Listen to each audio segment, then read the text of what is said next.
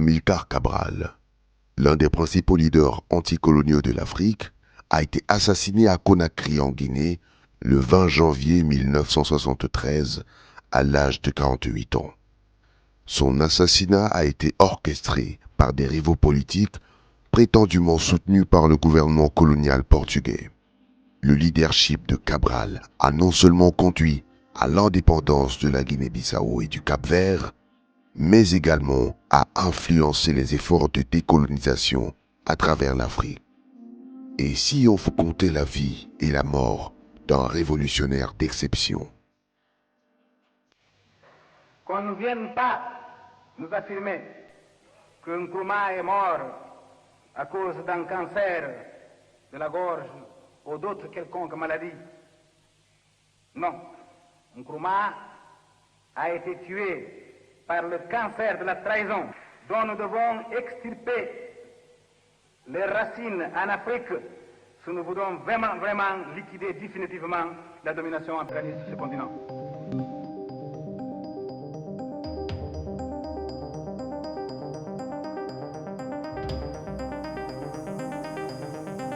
Amilcar Cabral est né le 12 septembre 1924 dans la ville de Bafata en Guinée portugaise, aujourd'hui la Guinée-Bissau. Ses parents étaient originaires du Cap-Vert, son père venant d'une famille aisée, sa mère travaillant comme propriétaire de magasin et employée d'hôtel. Après la séparation de ses parents en 1929, la mère de Cabral devient le bras séculier de la famille. La Guinée portugaise, sous une dure domination coloniale, était un territoire pauvre avec des avancées minimales pour la majorité africaine. Les services essentiels étaient quasiment inexistants. Il y avait un médecin pour 100 000 Africains, 300 lits d'hôpital principalement à Bissau et un nombre très limité d'infirmières et de sages-femmes. L'éducation était gravement insuffisante, avec seulement 1% d'alphabétisation et une seule école secondaire gouvernementale, fréquentée principalement par des Européens. En 1960, seuls 14 Africains avaient obtenu le statut de diplômé assimilado, entendez Africains ayant adopté la culture et les normes légales portugaises. Cabral faisait partie de ce petit groupe, obtenant une éducation universitaire à Lisbonne, où il est devenu politiquement actif. À Lisbonne, Cabral a contribué à fonder une association d'étudiants africains lusophones, incluant le futur président angolais Agostinho Neto. Ces années formatrices ont éveillé sa conscience politique et après avoir obtenu son diplôme en 1950, il a été envoyé comme agronome par les autorités coloniales. Son travail lui a permis d'interagir avec divers groupes culturels en Guinée portugaise, approfondissant sa compréhension des structures sociales et économiques. La conscience politique croissante de Cabral l'a conduit à former le Parti africain pour l'indépendance, le PAIGC, en 1956, avec d'autres Cap-Verdiens. Cette organisation a évolué en un mouvement bien organisé, visant à la transformation radicale des conditions sociales, économiques et culturelles sous le colonialisme. Salazar disait que l'Afrique n'existe pas sans les Européens. C'est une exagération et les Français sont bien placés pour le savoir. Nous considérons que notre indépendance nous permettra de développer notre propre culture, de nous développer nous-mêmes et de développer notre pays en délivrant nos peuples de la misère, de la souffrance, de l'ignorance. Nous voulons l'indépendance, pas parce que nous sommes des racistes, non, parce que nous sommes des Africains, des hommes en perspective, qui réalisent aujourd'hui un droit d'être indépendant, souverain, tout en ayant des rapports avec ce peuple. Cabral a souligné que leur lutte n'était pas contre le peuple portugais, mais contre l'exploitation et l'humiliation coloniale. Le tournant est venu en 1959, lorsqu'une révolte générale des travailleurs du port de Bissau a été violemment réprimée, entraînant la mort de 58 civils. Réalisant que des moyens pacifiques étaient insuffisants, le PAIGC a décidé de commencer une lutte armée. Cabral et ses collègues ont établi des camps d'entraînement et cherché un soutien international pour leur cause. Au début des années 1960, le PAIGC menait des opérations de guérilla, recevant le soutien de l'Organisation de l'Unité africaine, OUA, et de la Guinée voisine. Malgré les tentatives portugaises de contre-insurrection, le PAIGC contrôlait des parties significatives de la campagne et engageait des efforts diplomatiques pour obtenir une reconnaissance internationale. Les efforts du PAIGC allaient au-delà des opérations militaires.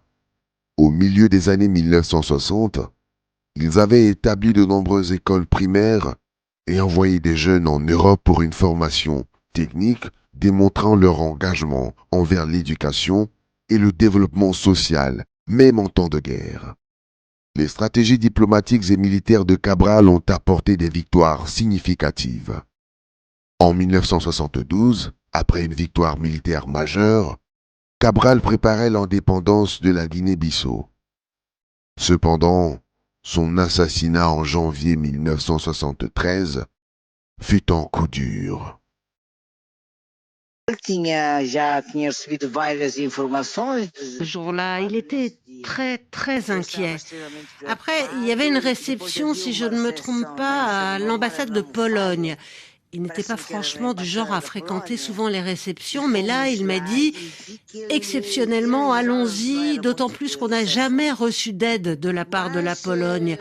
Allons-y donc pour leur rappeler que nous avons également besoin de leur solidarité. » Donc on y est allé et je me suis rendu compte qu'il ne voulait plus en partir, comme si il avait le pressentiment que c'était le dernier jour de sa vie. Il parlait à absolument tout le monde, des ambassadeurs, d'autres diplomates, et ne montrait aucune envie d'en partir. Après la réception, on est donc revenu à la maison qui était attenante au secrétariat du PAIGC et là, on a vu que la maison était assiégée de partout. Il a compris que la maison était assiégée. Moi, je m'étais dit que c'était des agents habituels de sécurité, mais ce n'était pas ça. Ils se sont approchés de lui, ils ont voulu le ligoter, ils ont voulu attacher Cabral. Il leur a dit « Non, ne me ligotez pas !» Ils ont commencé à discuter. S'il y a des problèmes, il leur a dit « Allons nous asseoir au secrétariat et parlons-en. Mais me ligoter, il n'en est pas question. On ne va pas commettre la même erreur que les colonialistes. » À un moment, il a dit « Autant être tué plutôt que de me faire ligoter. » Et voilà, Innocencio Cani a saisi l'occasion et a tout de suite fait feu contre Amilcar. Je ne me souviens plus exactement du nombre de coups de feu qu'il y a eu en tout, si ce n'est que le rapport d'autopsie avait fait état de 8 ou 9 balles en tout sur son corps, enfin il me semble. Nós todos devemos reconhecer que o povo da Guiné-Bissau deu uma contribuição imensa para a libertação de Cabo Verde. Nous devons tous reconnaître que le peuple de la Guinée-Bissau a apporté une contribution immense à la libération du Cap-Vert, mais ici, cela a aussi une contribution immense à la libération des peuples lusophones. Cela a énormément contribué à la chute du fascisme au Portugal. Nos gloires seront davantage partagées avec leur peuple. Le PEG a énormément contribué à la libération de l'Afrique et à notre libération en Guinée et au Cap-Vert. Notre jeunesse devrait prendre comme exemple de révolutionnaire le camarade Amilcar Cabral, qui n'a certainement pas eu la chance que nous avons eue de vivre avec lui, de le connaître personnellement et de près, de discuter avec lui, d'apprécier sa capacité en tant qu'homme, mais surtout, d'apprécier son humanisme révolutionnaire, sa confiance au peuple et sa confiance en nous, mais surtout, sa grande capacité en tant que leader révolutionnaire. Nous tous, la direction du PEG, sommes des disciples et des élèves d'Amilcar Cabral. Et nous sommes convaincus surtout que nous n'avons pas déçu notre maître, que nous sommes capables, pas à pas et avec certitude, avec réalisme, de réaliser le rêve d'Amílcar Cabral. Nós todos, de passo a passo e com firmeza, com realismo, realizar o sonho de Amílcar Cabral. Malgré cela, le PAIGC a déclaré l'indépendance en septembre 1973, obtenant une reconnaissance immédiate de nombreux pays et des Nations Unies. Le Portugal a reconnu l'indépendance de la Guinée-Bissau en septembre 1974, marquant la fin de la domination coloniale. Beaucoup de gens disaient qu'il était impossible de mettre en place une guérilla en Guinée, parce que l'espace était trop limité et qu'il n'y avait pas de montagnes. Mais quand on veut, on peut. Et Cabral a prouvé que c'était possible. L'héritage d'Amílcar Cabral est celui d'un leadership visionnaire et d'un engagement envers les principes de l'autodétermination et de la justice sociale. Son travail d'éducation politique et de mobilisation de la base a transformé la Guinée-Bissau en une force redoutable pour l'indépendance. Cabral reste une source d'inspiration durable pour les mouvements révolutionnaires et la quête de l'indépendance nationale à travers l'Afrique.